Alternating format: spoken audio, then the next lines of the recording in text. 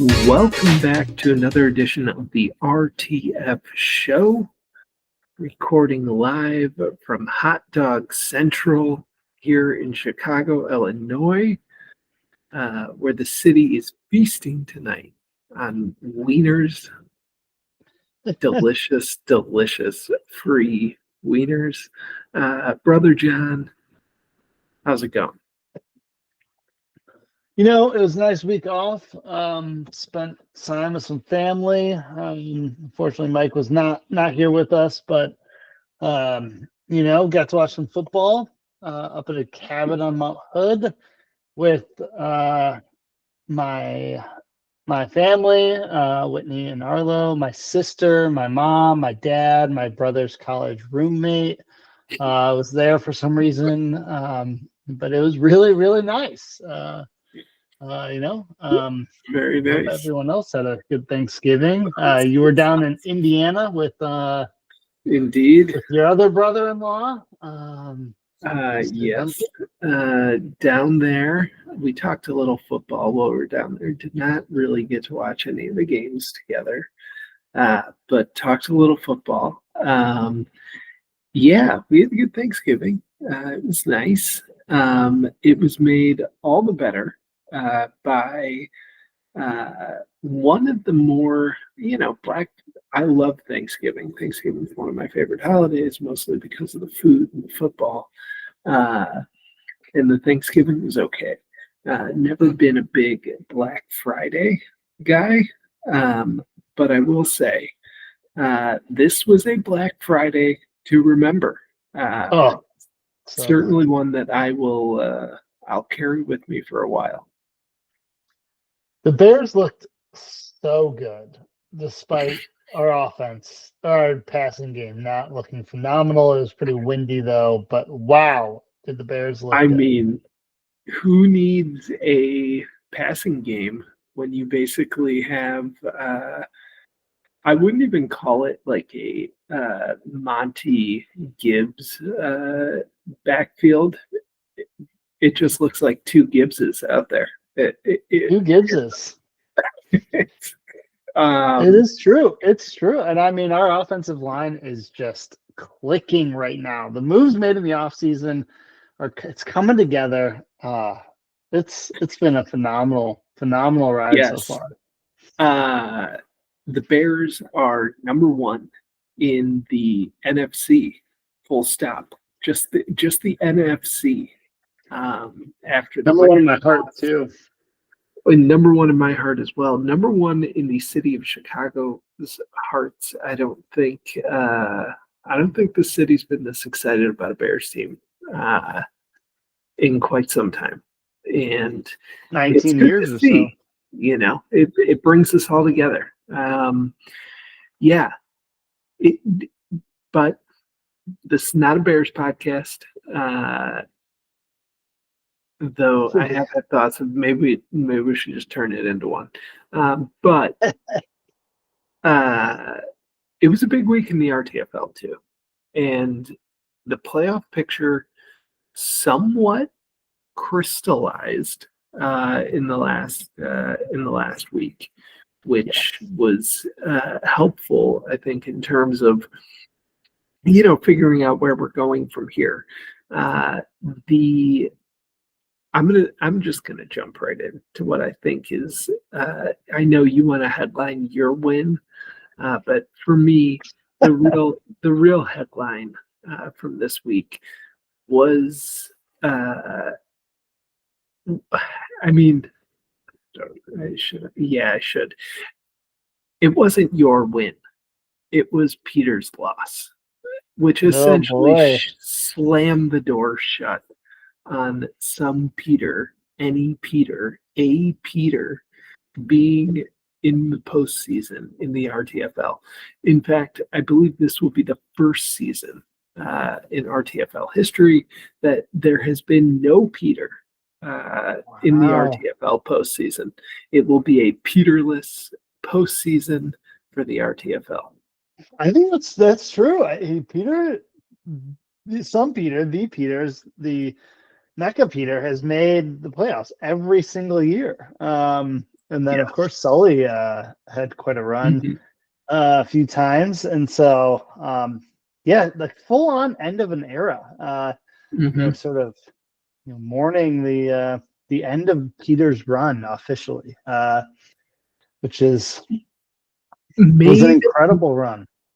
Made all the more interesting by the fact that Peter went for it this year. I mean, he didn't. This was, I think, a year that I saw for Peter kind of like what I thought would be a rebuilding year, and he, instead of doing that or committing to the rebuild, he decided to go for it, and trading for Chase. Chasing Cooks for $50. Yeah. I mean, that's a sizable investment. It was I feel like temper himself after that trade, right? He did not. I could have seen him committing more money, but he did not do that. But yeah, ultimately the trade did not quite get him there. I think it's just like never really materialized in all of, and his team never hit all in 1 week, really. The Chase suspension certainly hurt. I think Amon-Ra this week went down, right? So yep, when he needed them right away. It's a rough end, and Peter ran into a buzzsaw last year last week that essentially ended his season. Put up 150 points and still did not get the W against Ken, who saw Gibbs go for a historic. Wasn't that the 50-point Gibbs game? Yep. Yeah. So it's Peter. Our luck. Better luck next year. All right. What that loss by Peter did do was solidify your spot in the postseason. Congratulations, brother. You're in. Another brother solidifies his spot with a win over his older brother, Doug, solidifying his spot in the playoffs with a 103-92 win over Ken. Myself locked into the playoffs, and at the moment, those are the 3 locks for the playoffs. Yeah, and I thought it was interesting with Doug beating Ken. Ken went into the week as the number 1 seed, right? Tied with you, had a sizable points lead on you. I think it was something like he had points or something. I think it was like 40 points. So if he could have pulled out that W against Doug, you would have closed the gap a little bit on those points. Right now, I'm about 5.5 points down. 5.5 points back. So there is a chance for Ken to take that number 1 spot again. Should there be a win and a loss here, but it really did a lot for you to be in the driver's seat to get that 1 seed. So I think Ken was talking a lot of shit during the week. So about being the best team in the RTFL and locking up the 1 seed, and then just crumbled against his younger brother. The nicest of guy too, Doug, not Ken, of course, but it's, and we'll come back to this, but here's the thing about Ken's team. It looks great until you scroll further down, and then you see, like, for a guy that had to start Woody Marks last week, talking a lot of shit seems a little premature, I guess I'll say. His locker room's a bit of a cancer at the moment, I would say. Just having Juwan Jennings on your team is just problematic. I can't imagine that the vibes are good in there right now. So Jalen Hurts too. So. He's a hoe. The man is a hoe. He deserved to get punched in the nuts. That was great. Everyone's saying it. Yeah. All right. We'll come back to we'll revisit the number one seed conversation in a little bit as we run through the playoffs. But Kelly loses, and by doing so, she comes very close to clinching a playoff spot despite her loss, because everybody else lost, essentially. Steve lost, and Steve. So who was it? He lost, but Duncan won, but Alec also lost. So it kind of mixes things up a little bit. We'll dive into that in a second. Yeah. There was a weekly high prize. John, who won that?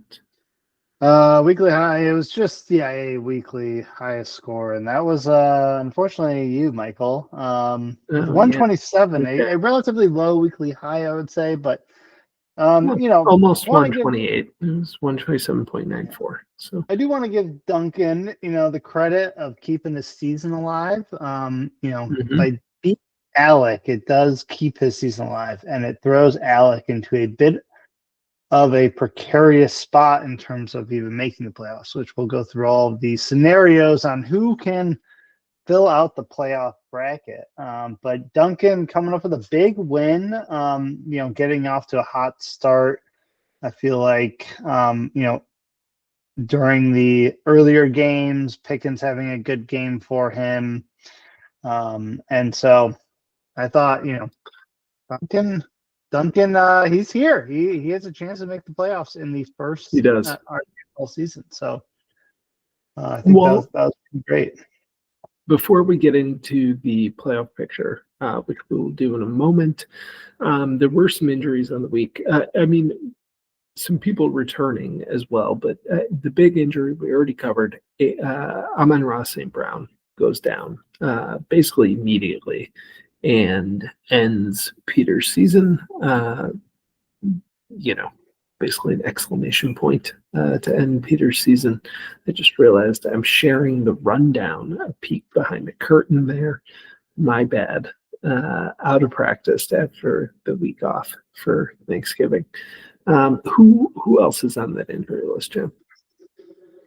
Higgins didn't play, and then Herbert got injured. It sounds like he broke some bones in his wrist. He was supposed to have surgery yesterday or today. His non-throwing hand, right? Yes, but he could also not miss any time. So, which we've seen now with a couple of quarterbacks, and Aaron Rodgers coming back after 1 week absence to get his face blown up and subbed out of the game, and Rudolph took over for him.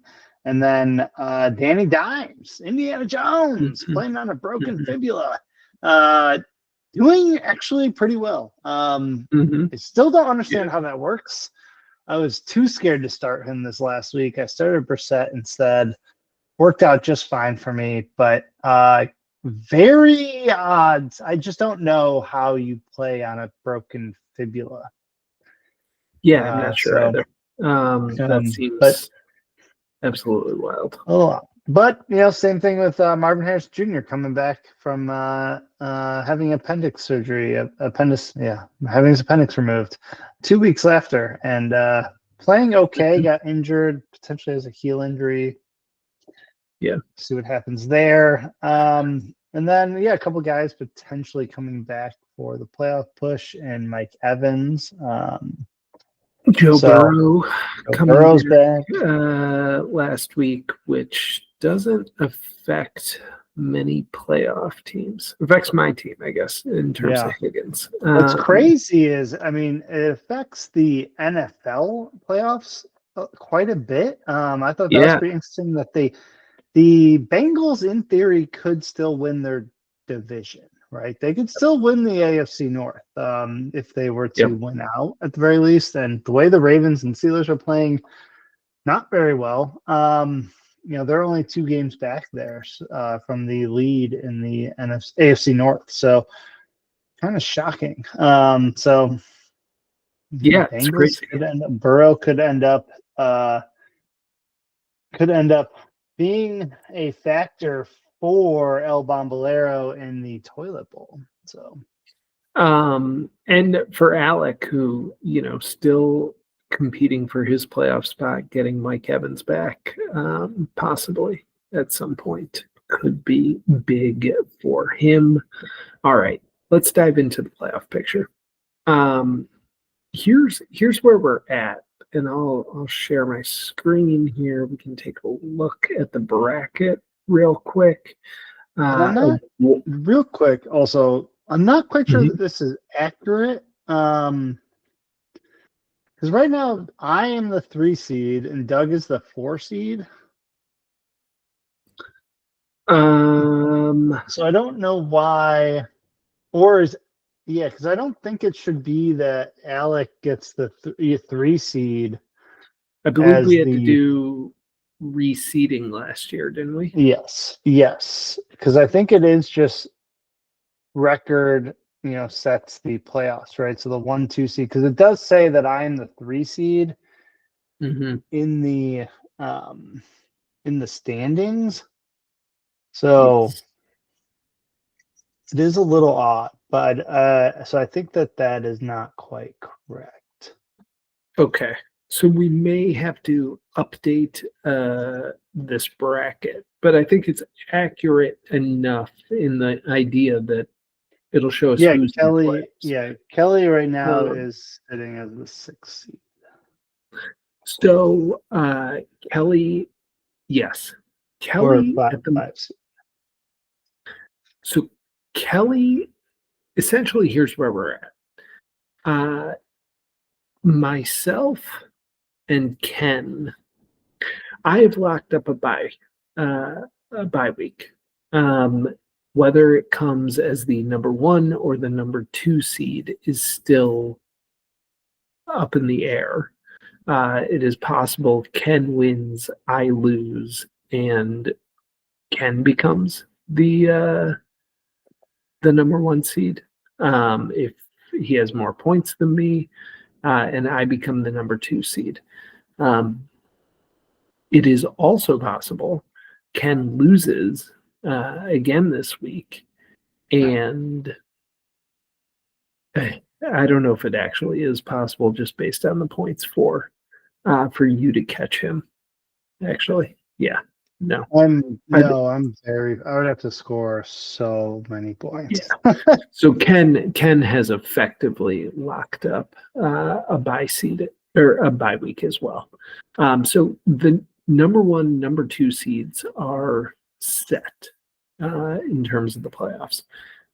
Ken and I will occupy one of those. Each will occupy one of those slots. And then this is where it gets a little murky. John, you and Doug have also locked up playoff spots. Your playoff spots are secure with an 8-5 record for each of you. If you guys tie in record, you will more than likely have the higher seed, as you have a ton more points than he does. You guys do not play each other this week, though, correct? No, I am playing Ken. Yeah. So it's going to be rough. Which I think is, well, I mean, we'll see. We'll see where it ends up. But you two have locked up playoff seeds. Where things come into question is who wins the peanut division, and then who gets that last at-large playoff spot, the last wild card spot. And the peanut division is really up for grabs between Alec and Duncan. Duncan has work to do. He needs Alec to lose. He needs to win, and he needs to outscore Alec by 15 points. So I would say the other thing that complicates this is the fact, well, not complicates it, but I think, makes it more than likely that Alec is the favorite here, is that Alec is playing Josh, who whose team has not been very good all year, and I think it's safe to say Alec has a very good shot at winning this game. Is he rostering a second quarterback, Josh? Yes, he is Kirk Cousins. Yeah, but no, a quarterback. Yeah, I mean a second. Actually, wait, what do you mean? Not like a bet, not a retiree. Kirk Cousins is going to play, isn't he? Yeah, he's going to play. He'll be out there. That's for sure.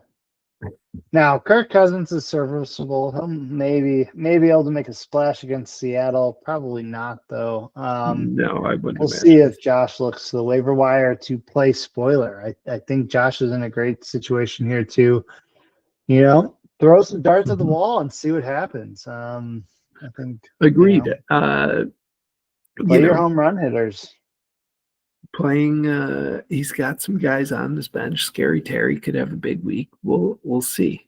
Yeah. Yep. Trevor Hubbard has carved out some work there. It's back to about 50-50 split there. He's on a bye week though. Oh my gosh! Really? Wow. Yeah. Tough. So I think it is more than likely that Alec wins. In fact, I'd say the odds that where it's at right now is probably about right. Alec doesn't have any major players on a bye week. He should win this game, but we'll see.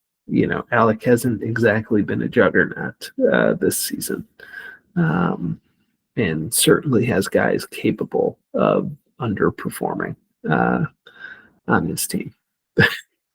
Yeah, I agree. I mean, I'm not going to count Josh out here yet. That's the fellow winner of the RTFL. He knows what it takes to get the job done, and I think that I think he can rise to the occasion here. I think he's looking to play spoiler. But same thing with Fitz. Fitz could also end Duncan's chances here by taking him down. Also going to be an uphill battle, I think, but probably a little bit closer of a chance than what agreed. Yeah. So yeah, agreed. I think Fitz, especially with well, I don't know. I guess we'll see. I mean, arguably, playing core might be a good move, depending on where Williams is at. I know he got banged up, but did return to the game. But I mean, you could certainly argue that Fitz's two best players are the two quarterbacks that he has in Burrow and Dak, and he can only play one of them. So we'll see what happens. But I'm confident that Duncan will win this game as well. But I think, unfortunately for Duncan and fortunately for Alec, Alec sits in a pretty good seat as well in terms of getting a W this week. And getting Alec a W this week would secure the peanut division for him. Yep, guaranteed. Yeah, so even if Duncan pulls off a win, there's no guarantee that he's going to win the division or make the playoffs. But there is a chance here where we could end up with 4, 7, and 7 teams that are fighting for playoffs. Let's talk about that chance. There is one woman who controls her own destiny, in this league, and that is Kelly. With a win this week, Kelly is locked into the playoffs. All she has to do is win. She has to win. She gets that final at-large spot, right? That's, Yes. Doug and I are the two at-large teams at the moment, and then there's that third spot, and that is up for grabs at the moment. Kelly wins. She's in. Yes. She has to do it against last year's champion. Yes. Another guy who knows how to get it done. Jake Ostro, whose team, it was a rough year for Jake in defense of his title. Jake has Jake has 130 more points on the year than Kelly does, which I'm sure infuriates him. But he does have a great chance to play spoiler here against Kelly. Unfortunately, it comes as Henderson. Maybe unfortunately, I don't know. It looks like they're going back to a running back by committee in New England. But Henderson is on a bye this week, which means I'm not really sure who Jake turns to here. Bill, maybe? Could be Bill. It could be, has Rashard Smith done anything the last several weeks? No. No, I don't think he got any. He played I don't think he got any. Yeah, I don't. 6%. Yeah, I don't. He played 6% of the snaps. He has not gotten any playing time. Looks like he's back on the special teams team. He's got a return. Does he double down and play both Achane and Gordon? I don't think so. That would be wild, but it's possible. And then otherwise, I guess. I don't know if it's if your other option is playing Bill, and I don't know who's on the waiver wire, but Krosky-Merritt got 14% of the snaps this week too. He got 4 carries. I don't know that he's a great option. Miami plays the Jets this coming week, so that Jets team sucks. The defense kind of stood up in the wake of them, trading away most of their players. But I could easily see Miami running away with this game. And maybe they turn to Gordon in the second half. Maybe Jake gets one half from Achane and one half from Gordon. I don't know. It'd be crazy to play. A crazy move, but possible. And Jake has definitely contributed to some of this chaos down the stretch. He had that 4 or 5 game win streak that really turned some people on their heads there. Created quite a bit of chaos, and so I can see him going for it for one more week. So if Kelly loses, Mike, that drops her to 7-7. And now, yes, the other team that we are looking at here that could potentially secure that last at-large spot, should he win, and Kelly lose, would be the other guy who has kind of crowned himself as a chaotic force here, which is the disruptor. And Steve, obviously an uphill battle, playing you, as well as, for some god reason, he wants to start Jordan Love against the Bears, the number 1 team in the NFC. That's crazy. But, you do you. So Steve certainly has Steve has a chance this week, certainly. And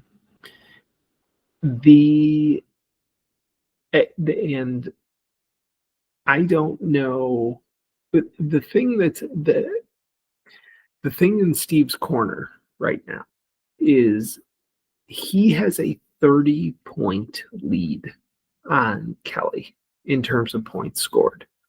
So there is a very good chance that should it all come together for Steve, if he wins and if Kelly loses, Steve, more than likely is making the playoffs. I'd say it's a guarantee if those are the outcomes. He's making the playoffs with that many points. It also disrupts what happens in the peanut division, because we are looking at two teams that could end up 7-7 in that division as well. And if we have 4 7-7 teams, one of the ones from the peanut division will make the playoffs. There is a chance the second team in the peanut division makes the playoffs. However, that second team would need to score as many points as Steve has, or beat Steve by 30 or 40 plus points in order to make the playoffs, which seems unlikely. So I'd say despite the fact that Steve is playing the current number 1 seed, I'd say I'd rather be in Steve's position than in Duncan's position, probably. Yeah. I think Steve probably has a better chance of making the playoffs than Duncan does. Yeah, despite Duncan having an easier matchup. Yeah, if Jake's team plays spoiler and beats Kelly, which is completely possible, given Jake has won 6 of 7 in the last. He lost to you, but then sure did. Pretty quiet in the chat after that, huh, Jake? Yes. But prior to that, he had won several games. So I think there's a possibility here where Kelly could drop to Jake, and Steve is then, assuming he wins, he's in the driver's seat there. So I think Steve's got to be somewhat hopeful, and I think with that, obviously he has 3 Packers players playing. He's got Jordan Love, Watson, and the Packers defense. I'll see if he sticks with the Packers defense. But he's got Monangai in there, which I think is a pretty sneaky move on his part, and I think it is a good move. The Bears are going to lean on that run game, to sort of disrupt Micah Parsons as much as they can. And so you can see some heavy usage there. So we'll see if he sticks with that Packers defense. Maybe he switches, hoping that it's a high-scoring game. So we could see. There's not a ton of great defensive options, I think, in the waiver wire this week, but I wouldn't be surprised to see Steve pick up a defense tomorrow morning. But in either case, there's definitely, for God's sakes, I have to start Justin Jefferson. At his worst week of his career. Ever. Last week. Probably the worst week of his entire life. Yeah. Probably going back to Pee Wee flag football, when he was 6 years old. He has never had a as bad of a week. Didn't fact check that, but probably pretty accurate. I would say it's pretty likely that was the least, unless he got hurt early on in some game. What I can't even remember that guy's the quarterback's name. The Vikings quarterback that just played. Brosmer. Was that a worse debut performance than Nathan Peterman of the Bills several years ago? It's probably pretty close to yards and interceptions, right? So that was pretty bad. I mean, did Bills score that game? Because I mean, Vikings did not score. Peterman threw 4 interceptions in one five interceptions, I think, in one half. So I don't think Brosmer didn't get that. Peterman also was pulled from the game in the second half. So that's right. Yeah. Tyrod Taylor played and did really well too, right? Yeah. I have a very clear memory of this game. I know. I'll share the story very quickly. In a different league, while playing Ken in a pivotal matchup in the season, Tyrod Taylor was my quarterback. I had another quarterback who was on a bye. I was forced to play Nathan Peterman, essentially because Ken in a 16-team league picked up every other available starting quarterback and left me with no choice but to start Nathan Peterman, who I started, proceeded to get me negative whatever points. I lost to Ken that week with Tyrod Taylor on my bench, who ended up with 18 fantasy points and would have won the week for me had I just played him, the guy who wasn't starting. I have a very clear memory right? of that. They want to go to Peterman. Yeah, that was a great move by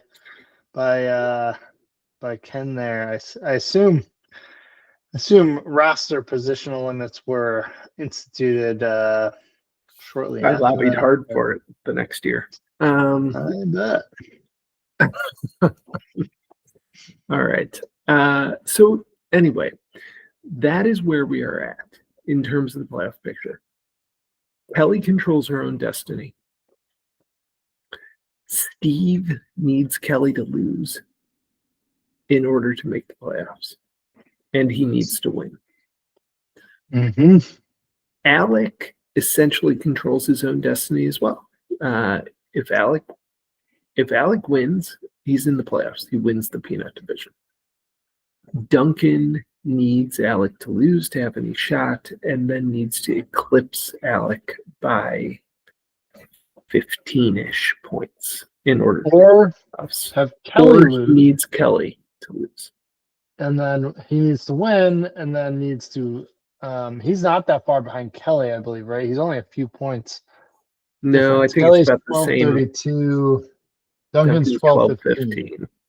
So he needs, a little under 20 points. 17. Yeah. Yeah. So that's also very possible, right? That is also a somewhat likely scenario where Duncan makes it in. Steve loses, so he's out. Kelly loses. Duncan wins and then outpaces her by 17 points and slips into the playoffs. And we have not one, but 2 peanut division playoff teams to slide in at the very end, when I think we had all counted them out several weeks ago as only sending one. Yes, there is. So there will be 3 teams from the Papa Bear division that make the playoffs. You, Ken, and Doug are in. Yep. At the moment, it is very possible for a division that I think, yes, we all wrote off as the only team that'll get into the playoffs is the division winner. It is very possible that the peanut division has 2 playoff teams that come from it. And the sweetness division only has 1 playoff team that comes from it. We shall see. It's gonna be an interesting final week. The unfortunate thing about all of this is that none of these 4 teams that are sort of battling it out play each other. So make this all a lot cleaner. But they all it's very conditional. Yeah, which is great. And so just to follow up our earlier conversation about playoff seeding, I did confirm in our constitution the way Sleeper sets it up is that the division winners get the top seeds, and then the at-large teams get the bottom seeds. But in our constitution, we have it set up so that it's just seeded by best record, regardless of division. So, as of right now, it'd be you, Ken, myself, and then Doug, and then Kelly, and then Alec. And so then it would be me playing Alec, Doug playing Kelly. And so, and I think we would have it be Kelly, or myself and Alec on the lower bracket against Ken. Yes. Yeah. And then you would have Doug, and Kelly is the 4-5. I believe that's how that works. I believe that's right. Yeah. Yes. So we'll see. It's gonna be an interesting week. I'm excited to see where it goes. And we'll be back next week to break it all down, preview the playoffs. Do you have a prediction as to what we'll see here? I think I'm gonna believe in Kelly. I think Kelly, as much as I want to see the chaos, I want to see the coming down, everyone, it's all chaos at the end. I think Kelly is gonna stand up, and she's gonna cut Jake's head off here, and is gonna sort of say, "Hey, I'm here. I've got the 3 best running backs in the league right now. I'm going to destroy Jake and going to grab the playoff spot." So we'll see though. Yeah, I mean, it is hard to pick against the obvious outcome of Kelly winning and Alec winning and them both securing their playoff spots.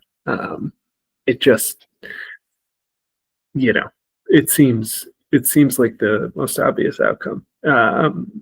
With that said, I think Kelly loses to Jake, and I think she misses the playoffs, and then Steve loses to me, and Duncan and Alec make playoffs. That's the prediction that I will make. All right. I like it. And you know what? The thing that I do like about this, at least in Kelly and Jake's game, Kelly's got a bunch of people going Monday night. So at least we'll have. It's going to be. That's true. Yeah.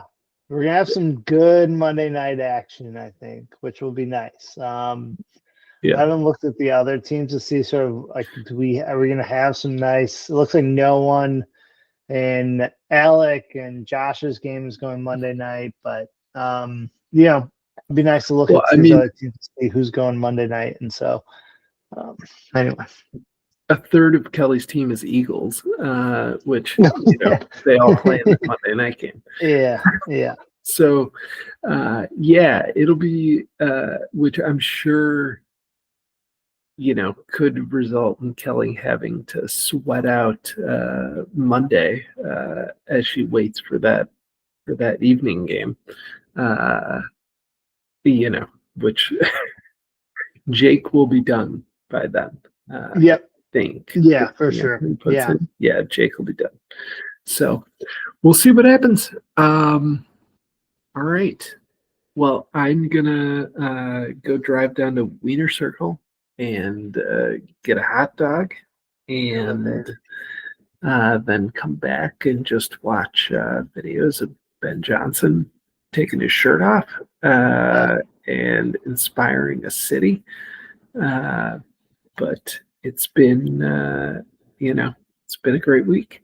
For Brother John, this has been another edition of the RTF Show. FTP. It's rivalry week. Let's go. Yeah. The Packers.